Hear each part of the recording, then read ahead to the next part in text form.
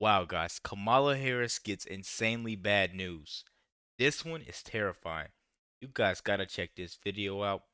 But before that, I need you guys hit the subscribe button and please let me know what you think about the video. Let's get right to it. We want to go back, though, to campaign election season for a story I know a lot of you were following regarding an interview then candidate, then Vice President Kamala Harris did with CBS's 60 Minutes. And so remember, there was a lot of back and forth about whether or not that particular interview was spliced and diced and edited here. So much so that the new FCC commissioner under the Trump administration, his name Brendan Carr, asked for and demanded that CBS release the full unedited video, audio, and digital paper transcript here. And now we're getting some type of resolution on this story.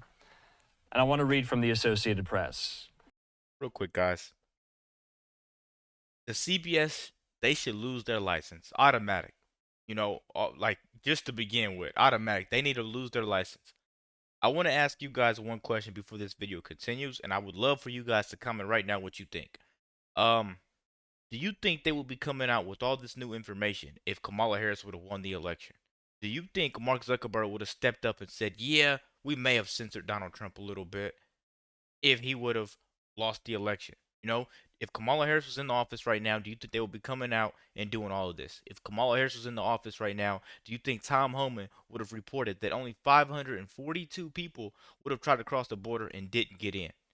If Kamala Harris would have won the election, do you think censorship would still be going on? It's a lot of questions. Pick one you want to answer and tell me about it. I honestly want to know what you guys think. Me personally, I don't think any of this would still be going on. I don't think anybody would be coming out and like, oh, we've done this. Sorry we hurt you. No, these people would keep screwing you guys. That's what Trump is doing. He's going after these big corps. He's going after these big people that trying to take care of the little guys and try to end you guys and make sure you guys can't stand up for what you believe in. Let's keep going, guys. I don't want to talk too much. They say 60 Minutes today posted online the unedited transcripts of its October interview with Harris that sparked a lawsuit by Trump, saying that they proved its broadcast was not, quote, doctored or deceitful. Remember, Trump filed a $10 billion lawsuit against the network. And I hope Trump gets that $10 billion, because these mainstream media has been taking advantage of people forever. The amount of illegalities that they've participated in to go after Trump and make this man look less of a person to make sure he doesn't win the election, and then 70 million Americans went out and voted for change. That has to suck. Just pay that money because you're not going to be earning it anymore. Let's keep going. In November, it was reportedly the subject of ongoing settlement talks. So there had been recent reports that CBS, of course owned by Viacom, was going to settle in some capacity with Trump and his team. Now, in a separate track, the FCC last week called for CBS to send transcripts and clips of the interview, which CBS did before making them public today. Now, the interview with Harris, portions of which were aired on 60 Minutes and Face the Nation, it attracted attention because clips showed her giving different answers to a question about Israel that was posed by the 60 Minutes correspondent, Bill Whitaker here. So, FCC Commissioner Carr in this post saying this: CBS provided with the FCC with unredacted video and transcript of Vice President Harris's 60 Minutes interview in response to the FCC's review of a news distortion complaint. He says CBS did not ask for confidential or non-public treatment of these materials. He says, given the value of transparency and the public interest here, the FCC is taking two actions. He says, one, the FCC is making these materials publicly available, and two, the FCC has concluded that establishing a docket and seeking comment on the issues raised in the complaint would serve the public interest. Carr says the people will have a chance to weigh in. So remember, guys, just let's be real for a second. Doing this should be illegal. How can you editing a election response interview, like, how can you do that? How can you release that out to the people? Trump has endured a massive amounts of attacks from here, whether it's politically, whether it's in the court of law, whether it's someone trying to take his life, and and this man won the election. Just to think Kamala Harris was this close to becoming president, some people didn't want to wake up.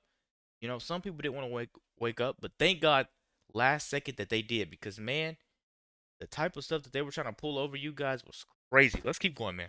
There was that separate lawsuit filed by Trump and his team against CBS to the tune of $10 billion, and then the FCC complaint as well, demanding that CBS and 60 Minutes release this. Now, I have a statement in front of me from 60 Minutes, and I think it's worth reading in full here, which I'm going to do.